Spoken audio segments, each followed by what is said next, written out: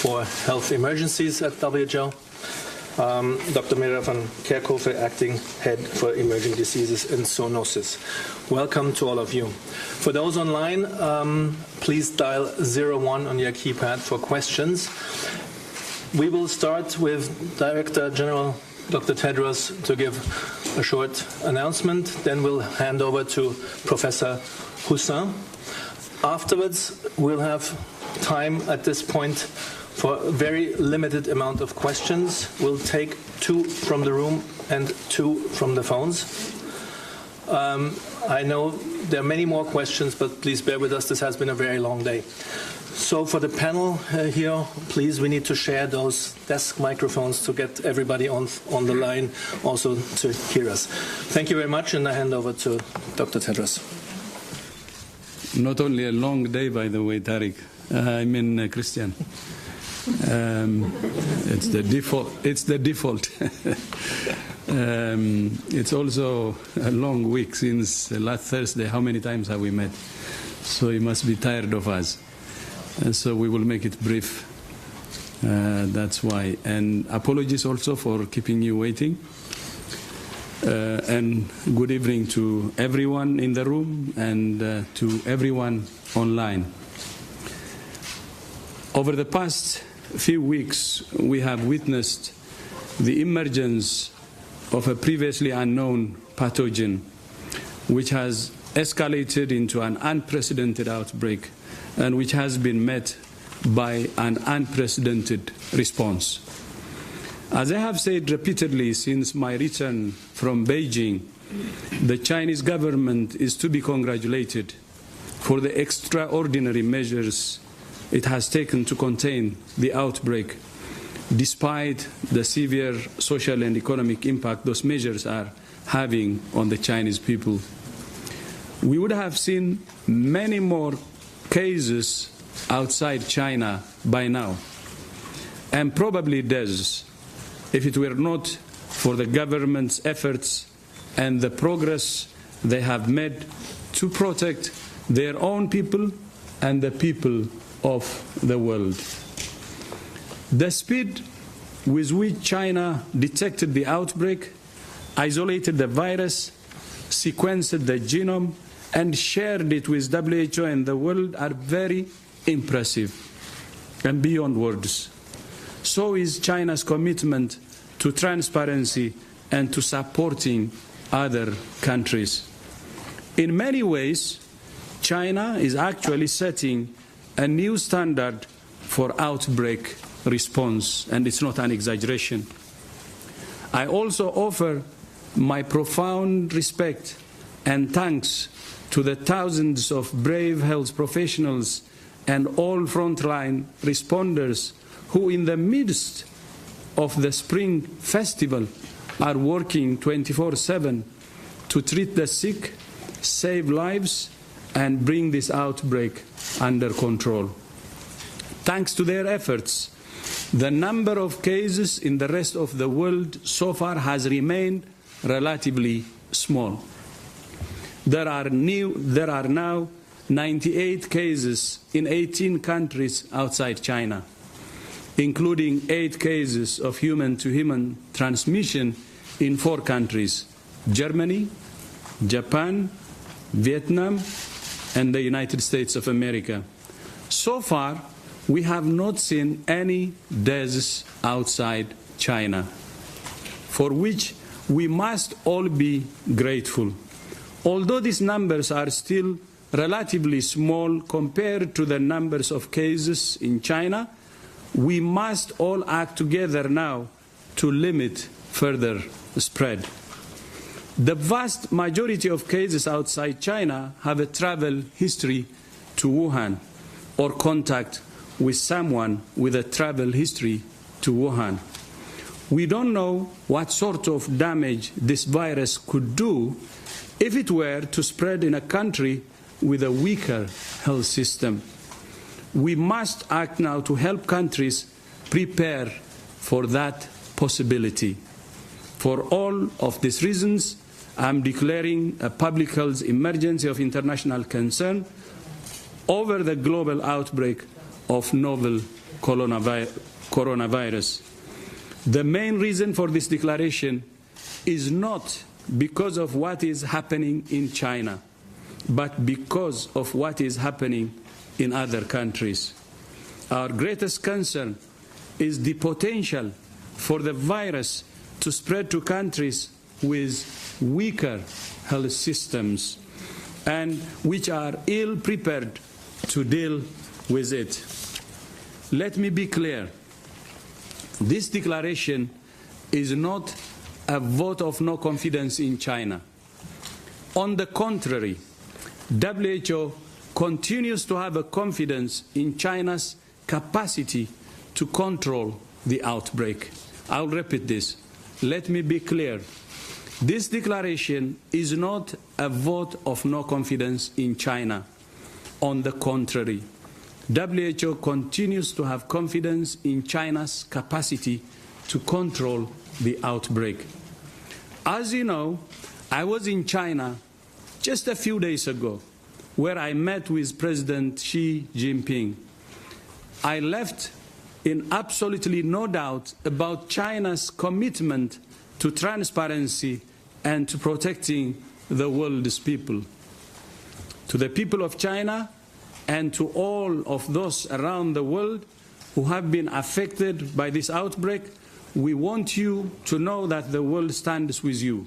We're working diligently with national and international public health partners to bring this outbreak under control as fast as possible.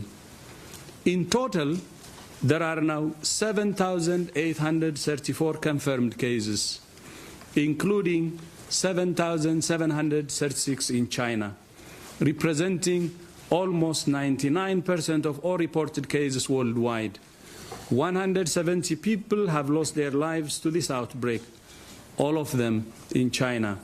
We must remember that these are people, not numbers. More important than the declaration of a public health emergency are the committee's recommendations for preventing the spread of the virus and ensuring a measured and evidence-based response. I would like to summarize those recommendations in 7 key areas. First, there is no reason for measures that unnecessarily interfere with international travel and trade. So WHO doesn't recommend limiting transfer or trade and movement. We call on all countries to implement decisions that are evidence-based and consistent.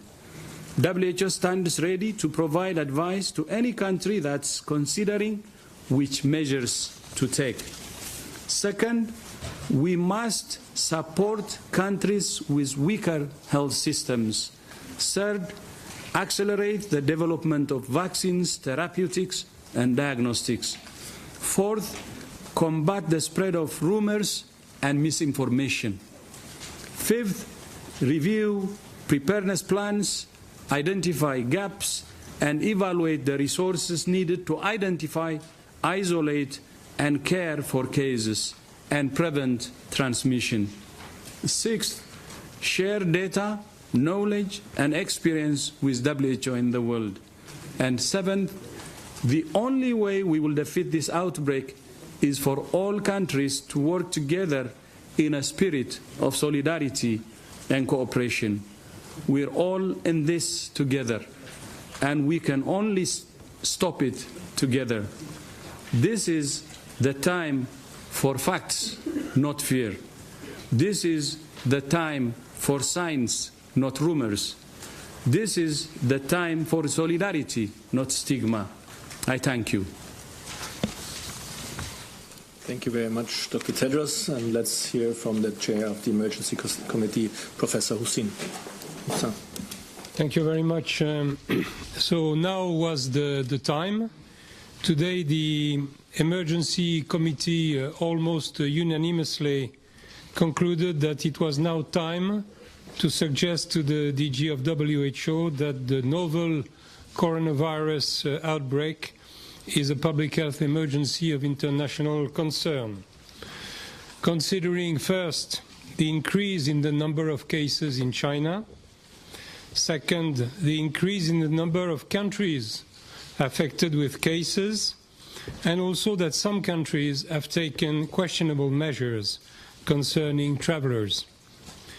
Thanks to the IHR, our main international health treaty, declaring a public health emergency of international concern is likely to facilitate WHO leadership role for public health measures, holding countries to account concerning additional measures they may take regarding travel, trade, quarantine or screening, research efforts, global coordination and anticipation of economic impacts, support to vulnerable states.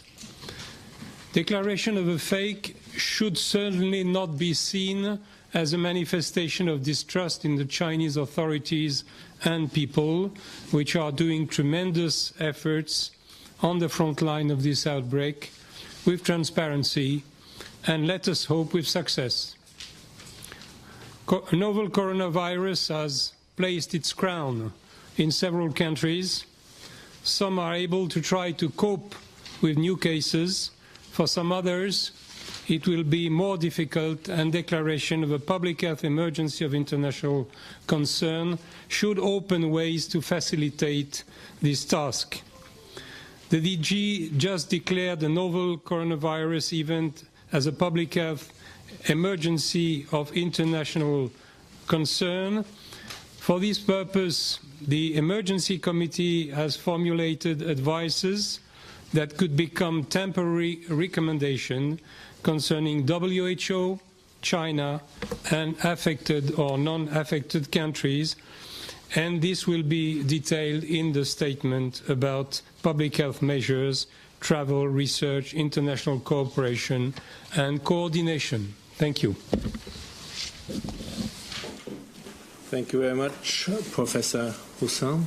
Now we're opening the floor here in the room for 2 questions, and then we will go online. So then I'll take the first here from the Chinese colleague. Please introduce yourself. It's Yang with Xinhua News Agency. I got 2 questions for Director General. First one, to your knowledge, what are the most extreme measures that some other countries may execute against China after the release of the decision? And how will WHO respond to these drastic measures? And secondly, as many countries are stepping up to work on the vaccine, so what kind of role can WHO play in coordinating international efforts to work and develop the vaccine? And is there a specific timeline for the development of the vaccine? Thank you. Thank you. As I said it earlier, we should have actually expressed our respect and gratitude to China for what it's doing. It has already done incredible things to limit the transmission of the virus to other countries. And where respect is due, then you don't punish. Meaning, if anyone is thinking about taking measures, it's going to be wrong. And WHO doesn't recommend and actually opposes any restrictions for travel and trade or other measures against China. On the vaccine, we have already started, and we have invited relevant partners, and there is progress, and we will inform you as soon as we have detailed information. Thank you. And I'll take a second question from the room. Associated Press, please.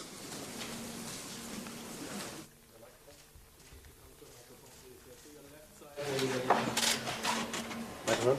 And down right now to the table. Just down on the table. Thank you. Sorry.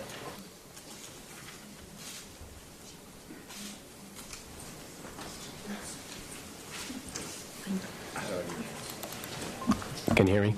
Hi, this is Jamie from Associated Press. Dr. Tedros, thank you very much. 2 quick questions. One is, I'm not quite sure about the travel recommendations. It sounds like you and Dr. Hussein are saying different things. The WHO is not recommending a travel recommendation, but that countries themselves should be allowed to. So how does that all fit together? Because as you know, there are a lot of countries that are already reacting. And then the second question just has to do with your visit to Xi Jinping. And I just want to make sure that we understand when the last time that a DG like you flew to a country to meet with the head of state during an evolving outbreak to request more detailed data and permission. Why was that necessary? And if China was responding efficiently and transparency, if China was responding transparently and efficiency, why was that necessary? Thank you. Thank you very much, Jamie, Dr. Tedros, and possibly also Professor Hussein, but maybe you want to first start with Dr. Tedros. Yeah, I would be happy to give the travel. We don't recommend travel or trade restrictions as WHO. And what I said and what Professor Usa said are actually the same. But I would be glad if Professor also can comment on that. And on my trip to China, I have done it to other countries too before. So, going to the field, visiting countries, having first-hand information is very important. And that's why I had to visit to see for myself what's happening. And I came back so impressed. I have never seen in my life this kind of mobilization. And maybe you're following the one hospital which was being built in 10 days. Big hospital. But that's not the only thing. You know the measures they're taking, which I believe will reverse the tide. And going there and witnessing that is very important. Witnessing how the leadership is leading the response is very important. And the other impressive part is it's the president himself who is leading this effort. And when we arrived, the day we arrived, the Prime Minister was actually in Wuhan. And all the ministers are involved, relevant ministers. This is impressive. And witnessing that kind of leadership and interacting with those leaders who are leading an outbreak personally can get me a real experience for me too, and actually a learning experience. And because of that, I actually recommended to other countries globally to have that kind of political commitment and leadership at the highest level possible. And when that happens, I know things happen on the ground too. So I think visiting China was a very important one, which is not a new one. Of course, I did it many times to other countries where there was outbreaks and so on. This one was special because I was able to learn many things from what China is doing. And I'm very confident by what they're doing. I have seen the capacity, and I believe that they will control this outbreak as soon as possible. They have all the capacity that needs. But not only what they're doing is protecting their people, but I know from the figures also, you know that it's protecting the rest of the world. Outside China, we only have 98 cases and no deaths. If strong measures were not taken in China, this would not have happened. And that's why I also said we have to appreciate what China is doing. And this declaration is not actually because China is not doing what it can. It's actually doing more than China is required to do. This is to protect especially countries with weaker health system and to prepare for that. And for your information, during my discussion with the President and other officials, they're willing to support countries with weaker health systems with whatever is possible. I think that is why I said in my speech earlier, in many ways, China is actually setting a new standard for outbreak response. Thank you. Thank you very much, Dr. Tedros, and looking at Professor Hussin for your comments on travel and trade recommendations. What does it mean, a travel restriction? It means, for example, visa refusal, border closure, a quarantine of travelers who are in good condition. These travel restrictions, under the declaration of a public health emergency of international concern, this declaration will provide to WHO the possibility to question such measures, which already have been taken by some countries. Why did you take this decision? Why? What is the science supporting this decision? Could you reconsider this decision? And we suggested to WHO that WHO should inform the world about transparency concerning these measures, which should not constitute an example to follow, but a decision to reconsider. Thank you very much, Professor Hussin. With this, we'll turn towards our journalist colleagues on the line. By the way, we have more than 150 online right now. I'm looking at Radio France for the first question, and then we will go to Science, Kai Kupferschmidt. So Radio France, please, first. Oui, bonjour, Jérémy Lange pour Radio France. Une question peut-être pour le Dr Hussin. Être plus précis peut-être sur les évacuations. Parmi les mesures que vous jugez néfastes qui ont été prises par certains pays, votre opinion précise sur les évacuations et sur la fermeture de certaines liaisons entre les pays occidentaux et la Chine. Je voudrais avoir votre commentaire là-dessus. Est-ce que vous pensez que c'est là aussi des mesures qui sont pas nécessaires et qui sont néfastes? Merci bien, but could you please repeat for the journalists in the room and our listeners your question in English? Thank you. Oh, of course. The question was about the evacuation that was taken from certain countries, among them France. Do you consider that it is an unnecessary measure, and also the fact that some countries, again France, like you have no direct flights now from Air France from Paris to China. Do you consider those measures unnecessary too? Thank you. Well, the evacuations from the citizens of some countries who are presently in the Hubei province, they are measures that some countries are able to take because they have the capacity to do it, logistically speaking.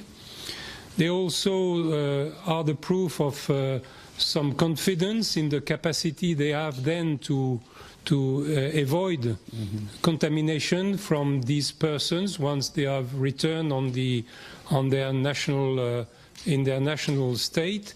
So this is why it is a measure that some countries are able to take, but clearly not all countries can do that.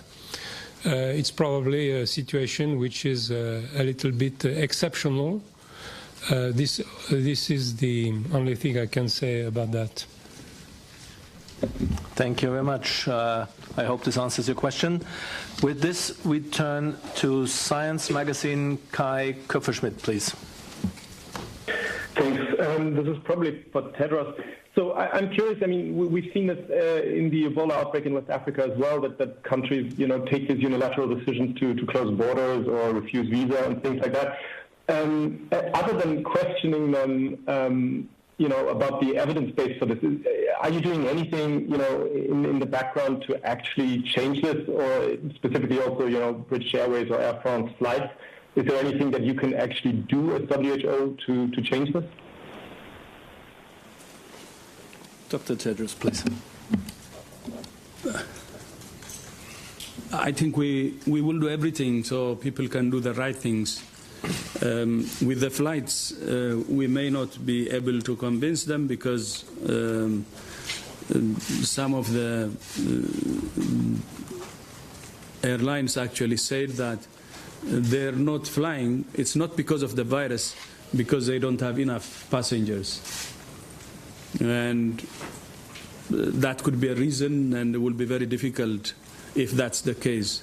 Otherwise, we engage, and through this declaration, by the way, through the recommendations, we expect that they will follow that, but at the same time, we will continue to engage. Thank you. Thank you very much, gentlemen and ladies on the panel. With this, we reached the end of our press briefing. Everybody, thank you very much to all the many listeners online and to the large crowd here in the room.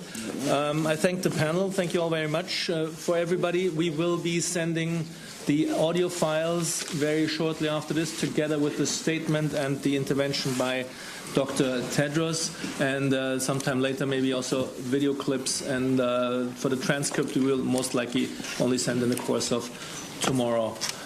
Thank you all very much. Have a good evening. Thank you.